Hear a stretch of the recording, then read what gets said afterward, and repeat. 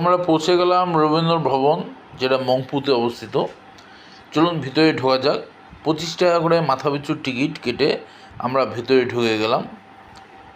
এই হচ্ছে রবীন্দ্র ভবনের সম্পূর্ণ জায়গাটা। এবার আস্তে আস্তে ভিতরে ঢোকার পালা।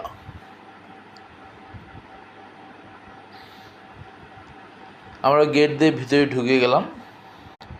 এটা রবীন্দ্র ভবন, রবীন্দ্রনাথের বাসভবন।